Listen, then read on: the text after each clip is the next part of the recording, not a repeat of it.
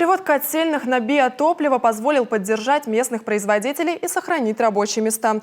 Напомним, ранее глава Коми дал поручение правительству о подготовке соответствующей комплексной программы. В республике достаточно много котельных, которые работают на угле и мазуте. После того, как недружественные страны ввели санкции и прекратили покупку биотоплива, а это более 90 тысяч тонн, которые в год производят наши деревообработчики, власти решили поддержать наших производителей. Мы, повторяю, достаточно экстренно принимали решение по переводу котельных. На сегодняшний день, именно на биотопливо, на сегодняшний день переведено 33 котельных, и это достаточно большой объем. Мы забрали на уже потребление, и наши производители биотоплива сегодня работают уже на внутренний республиканский рынок. Это и с точки зрения экономики очень хорошо, потому что деньги работают внутри республики.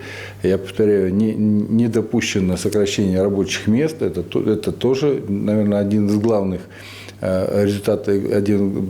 результатов этой работы. Ну и самое важное, что мы сегодня тем самым исключаем перебои в поставках угля и мазута, потому что и уголь, и мазут мы завозим из-за пределов республики, особенно в зимнее время, в отдаленные наши муниципалитеты.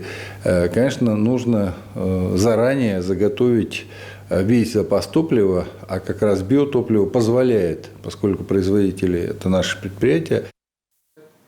На биотопливо переведены котельные в Усть-Куломском, Каркеровском, Усть-Вымском, Сыктывдинском, Печорском, Сысольском и Кайгородском районах.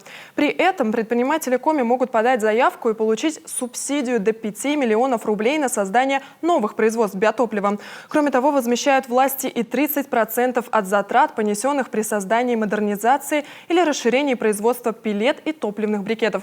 Подать заявку на получение государственной поддержки можно до конца сентября.